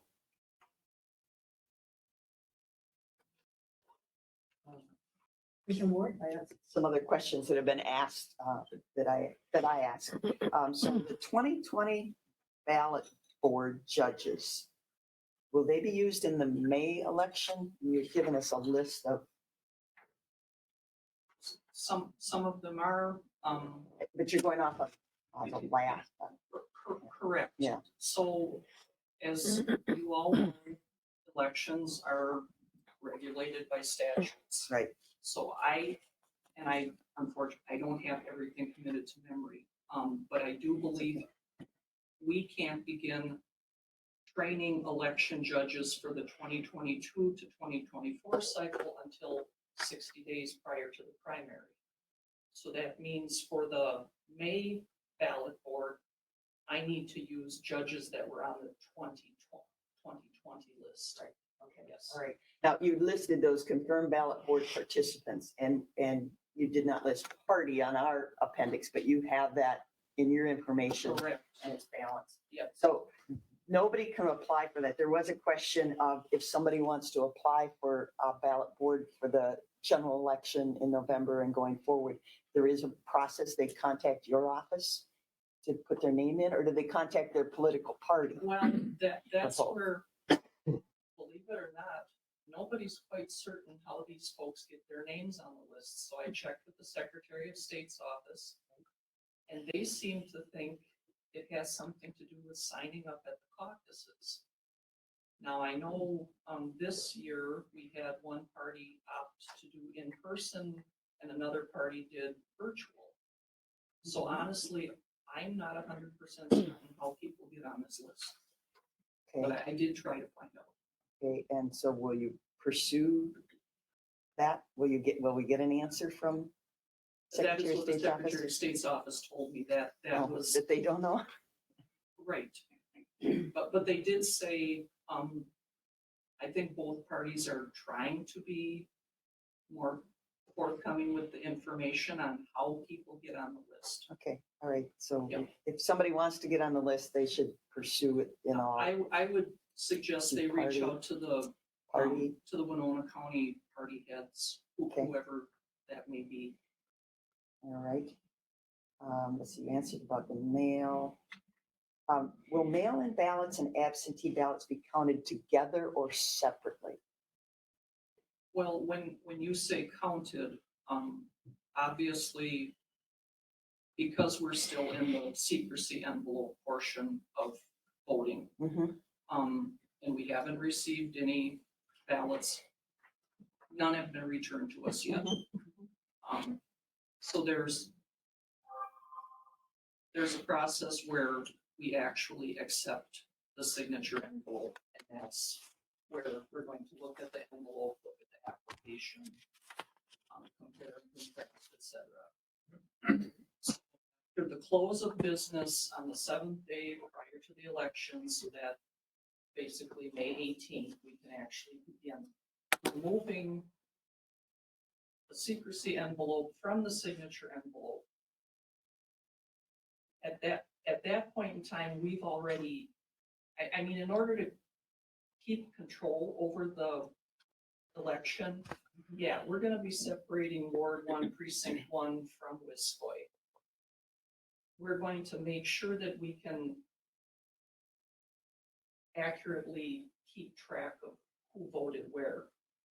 It's not quite such an issue with this election where we don't have a school board split. But say in November, like I know we have at least one township that has four school districts. And we're all human, so it's very possible we should have pulled a Lewiston ballot and we sent somebody a St. Charles ballot. There are methods to correct that. And that's why we have to keep those precincts separate when we're starting to process ballots. So then, and it's probably outlined in here. Will these ballots be counted with representatives from both parties in Yeah. attendance? Yeah. That's required, and I think you outlined that. It's All the it's things not- required. It's not really required, but I did put it into the ballot workflow, just Okay. so that people were aware that we're not trying to hide anything. Right, and I think that's a good. And I want to see it hopefully as an educational opportunity. Sure. So hopefully people will, I'd love for people to know a lot about voting. It would mean a lot less calls to my office. Yes, So, and thank you for doing. Yeah, thank you. Oh, there is a question here. Where are these ballots stored when they arrived? Your office? right. Okay. Currently and in the past, they've always been held in the auditor's office, and I will just go on record as stating I really miss my big vault over at the government center. Yeah, we had that, didn't we? Yeah, The old bank it's a vault. wonderful place to put election stuff. Yeah. So right now, like I said, we have not had a great deal of voter turnout. Mhm. I do have a drawer designated in our office that is a locking file cabinet, so prior to ballot board meeting to review the ballot or the signature envelopes, we'll be keeping them in that drawer under lock and key. Okay, and the public really doesn't have access to that part of your office. No. It's just Only county employees that have an access badge that has been coded Yeah. to grant them access to my office, and I don't believe it's everybody. And I think one of these things, is the 2022 auditor handbook available yet? It's not, I check Okay. every day, I Oh, check this not. morning, and it's still not available, so next week, we actually have our administration training in Brainerd. And I would imagine they'll have the manuals, the updated manuals available then. Okay, and that comes from the Secretary of State's office. Yep. Okay, all right, I think that will add clarity to anybody's questions. Well, just Sure. because there were some unique process changes due to the COVID pandemic in 2020, where some deadlines were extended, and I've been stating that we can begin processing ballots 7 days prior. In 2020, it was 14 days prior, because they knew with the volume of absentee and mail-in ballots, we're going to need that extra time to process. All right, thank you. Commissioner Kavesi. Yeah, I just wanted to say thank you. You've laid out the process very clearly, and clearly it's a complicated process, but I appreciate your work and the staff work that went into putting this information together. And it's now on the public record.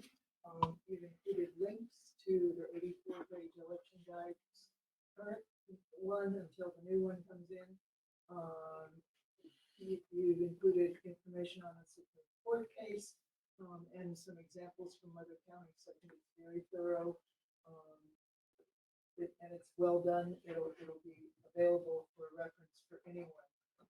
Finally, I want to thank those who are volunteering. Appreciate their service.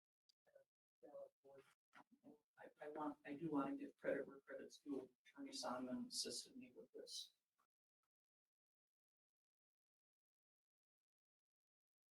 Thank you. Commissioner Olson and then Commissioner Ward. Oh, I was gonna make a motion to approve the resolution. I'll second. Commissioner Ward. Yes. And I apologize, I can't pull it up right now. Remember we had that letter from a legal that challenged some of our previous resolution? You were copied. Just recently? Or- Yeah. Okay. Yeah. We were challenged. There was a group, a Minnesota voting group that Oh, challenged oh, yes. the initial, I know. and you indicated the initial Yeah. resolution that came last time was kind of a boilerplate from past and we needed to redo it. So I did have the opportunity to talk to that lawyer, and he did appreciate the work that was done and felt it was, and I didn't see any red flags this morning, thought it was done well. So I just wanted to pass that on, that we're being watched by, other powers outside of Winona County, but he did compliment, he thought it was work well done. Well, and I had the benefit of seeing some of the challenges to other counties because of my network of colleagues. Yeah. So we had, so I did see that one particularly. I think it was in Rice County. I think it was. And I think people, one last thing then too is Anoka County made a little video. That's And what we put in there. yeah, you put that in there, and I think Yeah. that is good, Mhm. and I don't know if we can put a link, I'm sure Anoka County would let us do it, but if we could put a link on our, I picked it up off the internet, so. yeah. It's But if public. people, yes, it's public, so Yeah. if people wanted to see it, if we could put a link, I think we have frequently asked Maybe questions election or something. information, Or isn't election. that on the website, I will Ms. also Sukla? staff Yeah. to do that. Yeah. Mhm. Sometimes I'm very cautionary. I mean, obviously, we don't have the budget. No, no, to no. Power an over, No. and I don't want people to think that, wow. Yeah, no, but we can Yeah. tag it Anoka County, and yes, they are friends of ours, so. All right, thank you. Further discussion? Hearing none, Commissioner Olson has moved and Commissioner Meyer has seconded the approval of the resolution to establish the absentee ballot board as is seen in our packet. Any more discussion? Hearing none, all those in favor signify by saying aye. Aye. Anyone opposed? Okay, motion passes. Commissioner Kardashian, would you take the yes? I would like to move that we ask staff to go ahead and do a space planning study that would consider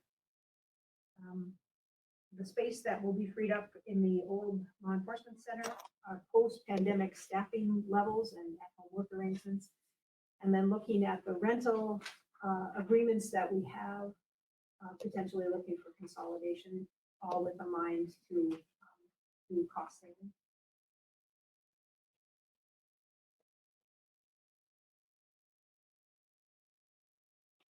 I'll second Okay, we have a motion. Is there discussion on the motion?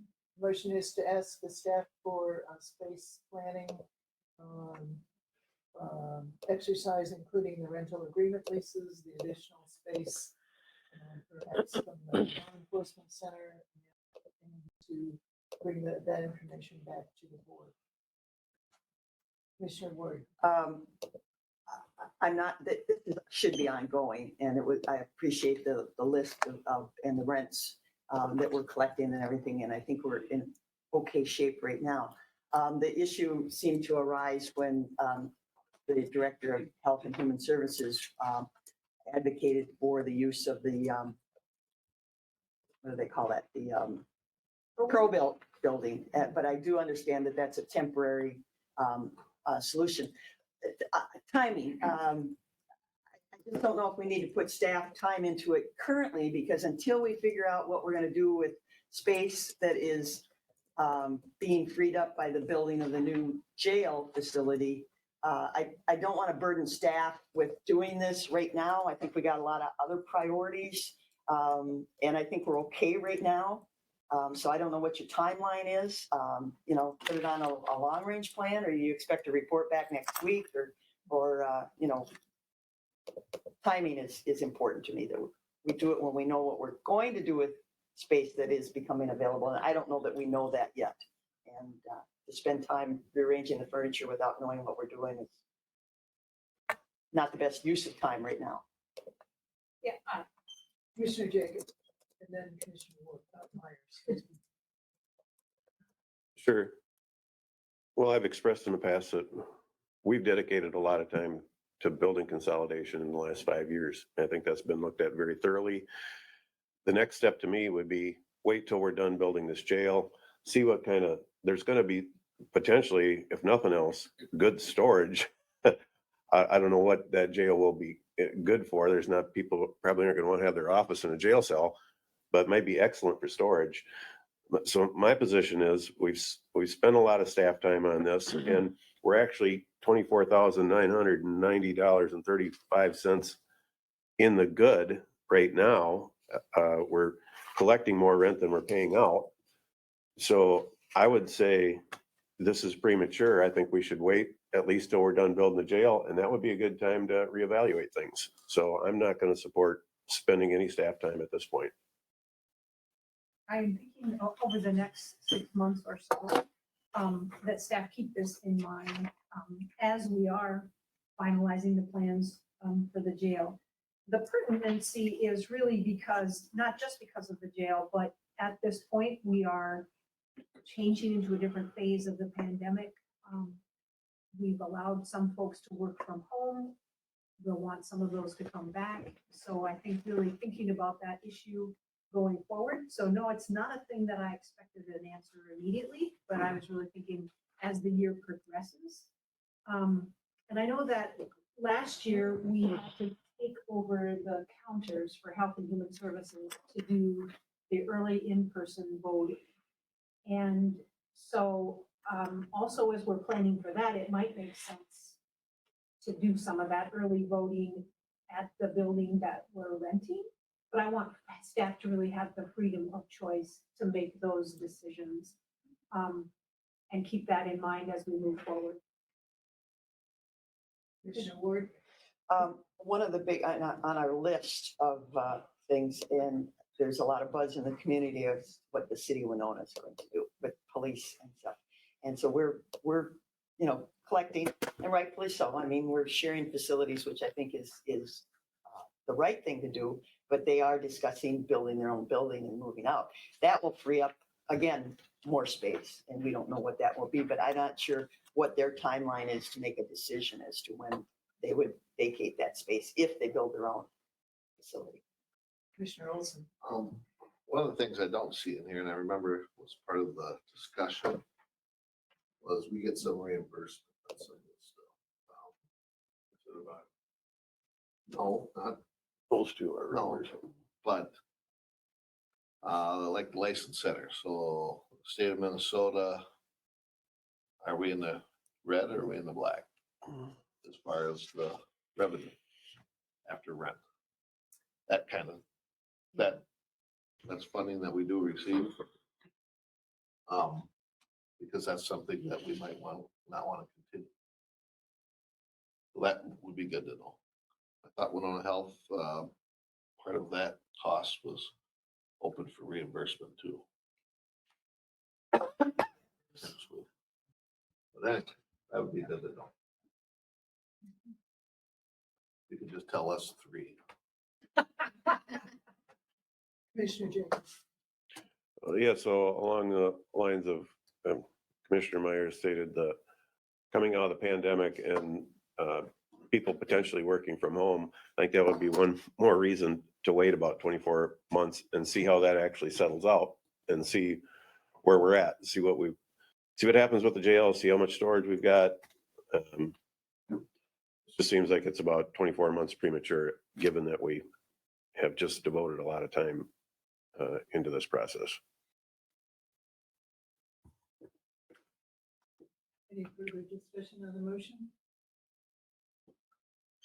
Okay, seeing none, we have a motion by Commissioner Meyer to ask the staff for a report on space planning, including rental agreement and leases and possible additional space from the LEC. Motion was seconded by Commissioner Olson. All those in favor of the motion signify by saying aye. Aye. Aye. All those opposed, Nay. the motion passes 3-2. And I'll pass the bill back. Oh, but you can keep it. So again, I am, clarity as to, you said, I heard 6 months to give staff some idea where they prioritize this. Do you have clarity on that? Staff would like clarity as to how much energy they put into this with the unknowns. the motion, or discussion is over. But in discussion, it was mentioned 6 months. So I'm asking just for clarity for staff's perspective, because I don't think they know. I'm getting body language from Administrator Holte that, okay, what am I supposed to do? Am I supposed to prioritize this or am I not supposed to? What timeline?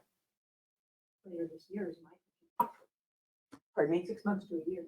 Okay, all right. So I would like to move that at our next meeting, we have a conversation about updating our county board ground rules.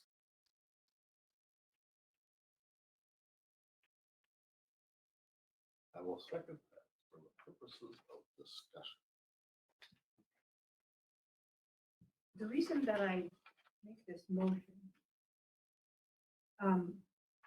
our ground rules talk about the lights, which we no longer have. So we could address that and just talk about the order of speaking that we want the chair to use. The second thing is, if this board has the will to simply start discussion prior to the motion being on the floor, we could modify our rules to say that.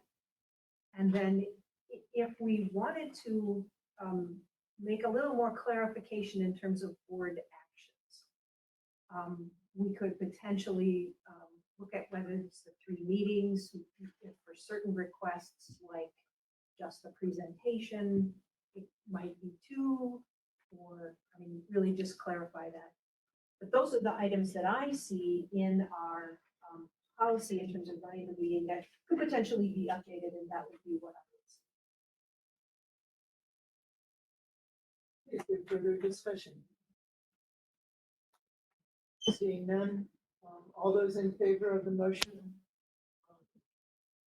Well, let me repeat the motion. The motion was made by Commissioner Meyer, seconded by Commissioner Olson, that at the next meeting, next board meeting, we have a conversation about updating the county board ground rules.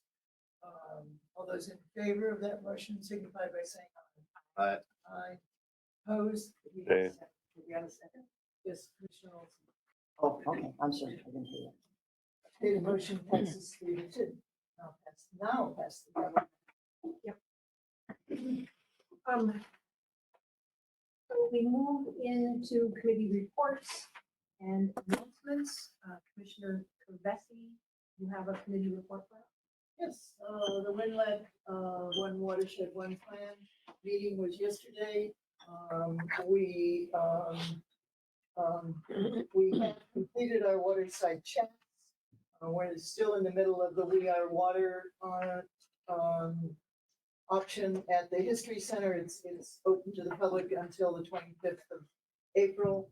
And there are several activity dates coming up. There's cleanup days at Phelps Creek and different places. So just go to the website for that. We had a discussion on still updating the plan. The advisory committee meeting is set for the 26th of April. That will be a hybrid meeting if anyone wants to attend. And at that point, the advisory committee will review the issues and start to discuss measurable goals so that at our May meeting, which is May the 9th, the policy committee can actually approve the list of issues and also start looking at the short and long-term goals.